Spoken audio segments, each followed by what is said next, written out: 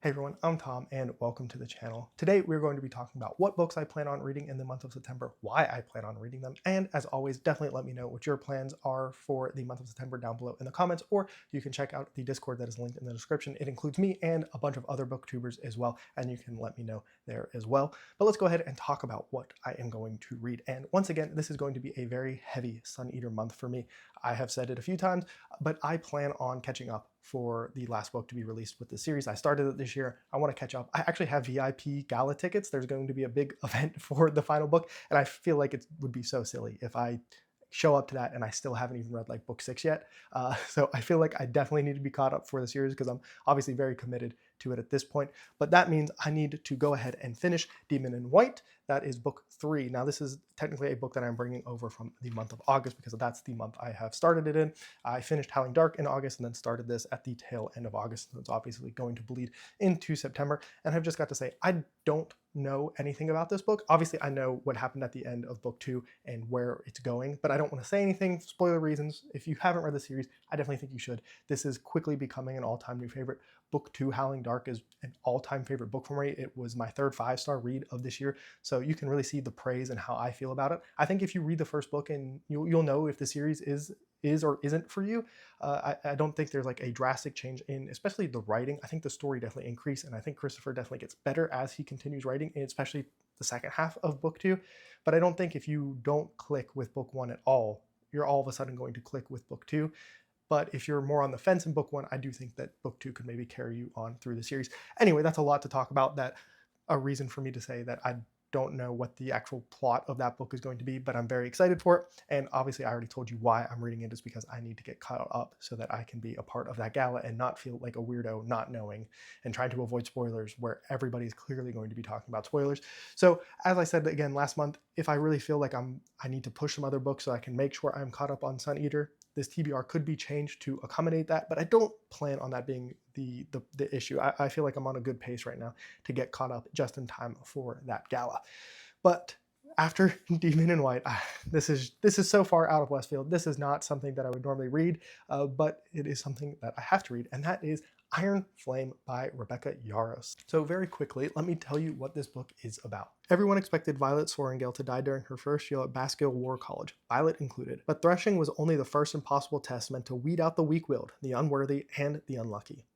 Now the real training begins, and Violet's wondering how she'll get through it. It's not just that it's grueling and meticulously brutal, or even that it's designed to stretch the rider's capacity for pain beyond endurance. It's the new Vice Commandant, who's made it his personal mission to teach Violet exactly how powerless she is unless she betrays the man she loves. Now, I'll be honest, well, I guess why am I reading Iron Flame? That is because this is a buddy read I'm doing with my fiance. We read Fourth Wing, I believe it was our buddy read for, or not our buddy read, it was a book we read together for Valentine's Day all the way back in February. And I have made her wait long enough to get around to this. She doesn't want to forget too much from the first one. We both had a decent time with Fourth Wing, actually. I didn't hate it. I gave it 3 stars. I actually thought it was good. It was one of those, like, I can turn my brain off, let this audiobook go, and enjoy the story overall. It wasn't, like, overly deep or anything like that. But I've got to say, I am a little worried about Iron Flame because it seems like, from what I can tell, and I'm very outside of this fandom, it seems like people like each book less, which if I'm already not, it's not like I hated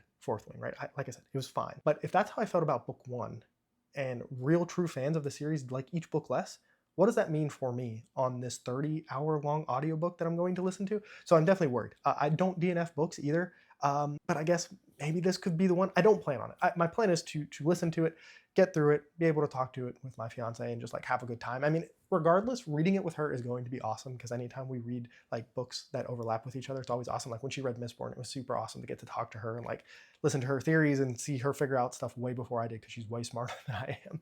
But anyway, like Iron Flame will be a very interesting read for me. It's definitely, you know, like I said, outside of the norm. And yeah, my expectations are extremely low, which maybe will help it. Like if I'm going into it thinking that it's going to be maybe like one of the worst books I read this year, maybe it has a chance to like improve. Or, you know, these are like super popular books for a reason. So like even if people like them less as the series goes on, it's still totally possible that like I think it's fine enough.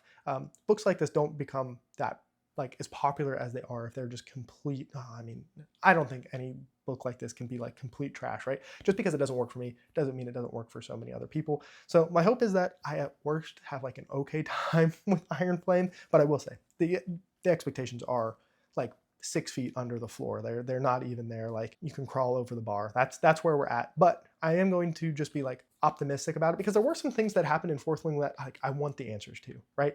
And I think if that's can be delivered on at least a little bit in Iron Flame, like we can get somewhere. I can enjoy it enough, like, you know, and worst case, I like do something I never do and DNF a book, and maybe that's fun too. But like I said, I will probably get through it. But then we get back to something a little bit more normal, and that is The Immortal Investigation by Michael Cronk. And you might recognize that name because he is a fellow booktuber here on YouTube. And I wanted to check out his series. Well, actually, he reached out and sent me the audiobook for the first book in this series. And I told him I would love to have it. I don't know when I'll be able to get around to it, but it seems like it is going to be a really great like change of pace book. It's on the shorter side, which is definitely something I could use. Demon White is a super long book. Iron Flame is a super long book. And so like having something shorter to like fit in here and like have fun with, because when I read to you what this book is about, it sounds like it could just be like a fun, good time. And I feel like I might need that after Demon White and Iron Flame. Like this could just be like a nice little palate cleanser that's going to be a good time, and also get to help support indie published, self-published stuff, which is always like when I have the opportunity to do that, it's great. So what is this book about? Jason Turner is a rookie cop who dreams of becoming a detective. His roommate asks for a police escort on his date with a supposed vampire. While acting as a skeptical chaperone, Jason meets Sylvia, a mysterious woman who is looking for a new husband and possibly a new source of blood. And so, like, to me, that just sounds like fun, right? I don't think this is going to be something that is going to like change the way I think about the universe or like the fabric of my being or anything. But what it does sound like is a fun like detective story, and I like detective stories, or thriller mystery stuff. So I think this just fits in for a bunch of different stuff that I'm going to do. And like I said, anytime I can help out self-published authors and stuff, I like to take that opportunity as much as I can, especially when they have an audiobook. Like that makes it so much easier for me as well. Now for the next book up, and this will probably be the last book that I plan on finishing in the month of September. And I'll be honest, I don't know how to say this. The title of it, every time I see this one, I just want to say Shanghai, and I know that's not right. It is funny because this book takes place in the east of this universe, but Shanghai, see, I almost said Shanghai. It's not Shanghai. Xingang is what I'm going to go with. This is book 2 of Empire of Salt trilogy that I started last month. The first book being Darien, Empire of Salt. That's the first book. So once again, I didn't really want to look too much into this. This book ties very heavily book 1 and 2 together. So for me to really say anything about this book kind of spoils some stuff that happens in the first book, at least the synopsis I read. So basically, there is a character who is from a foreign land in the first book, and this book deals with the East, which is where that character is from. And that's as much as I'm going to say about it. What I will say is I think this is a very underrated trilogy. I had a really, really good time with the first book, and it's going to probably be a series I recommend. If this book holds up, like 2 out of 3 books, I'll be on the train to recommend it before I even finish the trilogy. Part of why I want to read it is because I want to be better about finishing trilogy or series that I start. It is something that I have been bad about in the past, and with this only being a trilogy, I think it makes it a lot easier to get to. It is also on the shorter side, which once again makes it easy to like change worlds, change universes, not spend too much time in Sun Eater, because I also don't want to get burned out there, obviously, which is something that can happen, but I don't think it would, because I think I'm so invested into Sun Eater, it wouldn't happen. But that does not mean that I don't also want to spend time here in the Empire of Salt universe. It is fast. It almost reminded me of some of the short stories inside of The Witcher, where you're like just like there and things are happening. We don't need like the deepest character development or the deepest world building or any of this, but like so much stuff just like works together in a cool way, which goes a long way for me. I think I've probably mentioned like I like stuff that's just cool and fun sometimes. Like not everything needs to be like the best. And that being said, I do think this is a really good trilogy, and I would recommend that you give it a chance if you haven't. The first book, like I said, is Darien, Empire of Salt, and I think it's a fun, great like palate cleanser kind of book. I know the person who put me onto the series, Ben from Books with Genghis Khan, like absolutely is championing this series and is trying to get as many people as possible to read it. So I'm going to have to join him on that train and just say it is absolutely worth it. And then the only other thing that maybe I could possibly like finish in this is there are 2 more Wars of Light and Shadow short stories by Jenny Wirtz that are a part of her like big series. They take place before the first book, Curse of the Mistwraith. I don't know how long they are. If I have time to like physically read some stuff, I definitely would want to finish those. I think they are like really short, like probably less than 100 pages. So they're the kind of thing that if I just like am not lazy at night before bed, I could get the Kindle out and read it. So that is maybe the only other thing. I think one is The Decoy, and I don't remember the other one off the top of my head. But then the last thing that I hopefully will get to start is book 4 of the Sun Eater series, and that is Kingdoms of Death. I obviously want to get to this as soon as possible without like burning myself out too much on Sun Eater. So I will get to that. Once again, obviously I have not looked at anything for that because I haven't even finished book 3 yet. Don't want to look at anything for book 4.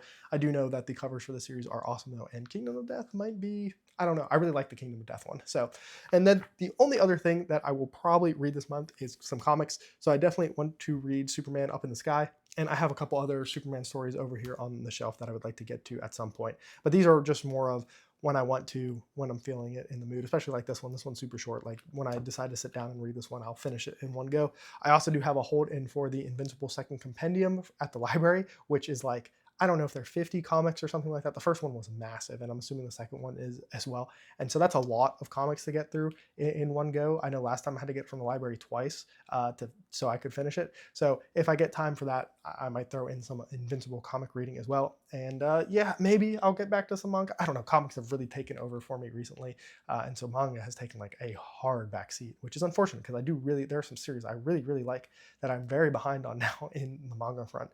But that is my very optimistic reading plans. I think the more I think about it, the more I'm not so sure all of this is going to be getting read in the month of September. But we will see. I do have a trip planned at the end of the month, so that could also absolutely destroy any of these reading plans. But like I said, definitely let me know what you plan on reading down below in the comments or on the Discord, like I mentioned earlier. But that's all for me. And remember to read what you want when you want.